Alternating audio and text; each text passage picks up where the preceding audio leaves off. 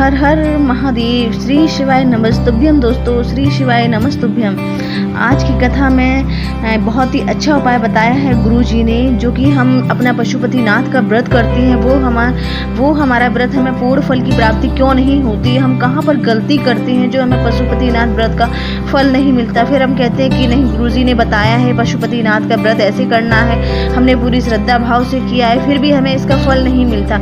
तो आज गुरु जी ने यही बताया कि हमें इसका फल क्यों नहीं मिलता, जो हम पूजा और श्रद्धा भाव से इतना करते फिर भी हमें इसका फल नहीं मिलता है।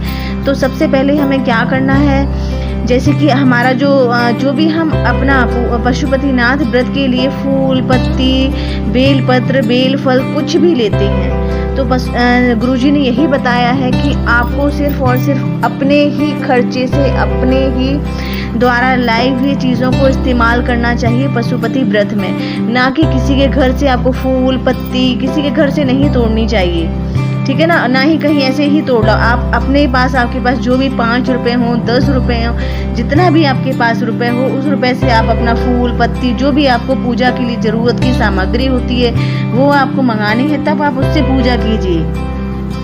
किसी भी अलग से, बाहर से, कहीं से भी आपको ऐसे करके किसी से भी फूल पत्ती नहीं मंगानी है जो आपके व्रत को पूर्ण ना कर सके। ये पूर्ण समर्पण होता है। भले ही आप 5 रुपए के फूल मंगाओ, 5 रुपए के बेलपत्र मंगाओ, लेकिन मंगाओ अपने आप से, ठीक है ना। तो यही गुरुजी ने बताया हमें, इसीलिए इसका फल नहीं मिलता है। और दूसरा, एक गुरुजी ने और बहुत अच्छा चीज़ बताई है, जो कि हम कहते हैं ना कि हमें गंगा जल नहीं मिलता। हमें गंगा जल हम कहाँ से लाएं?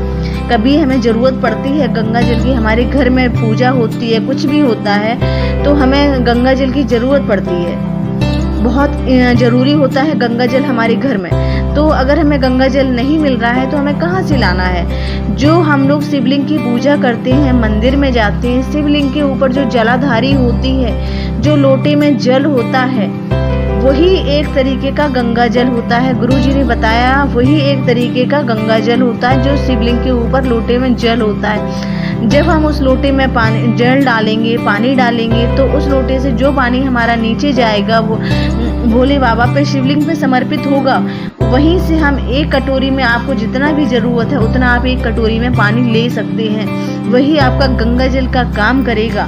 कहते हैं ना कि गुरुजी कहते हैं कि भोले बाबा पर, शिवलिंग पर चढ़ी हुई कोई भी चीज़, बेलपत्र है, उसका जल है, हमें पूर्ण श्रद्धा भक्ति से उसे हमें लेना चाहिए।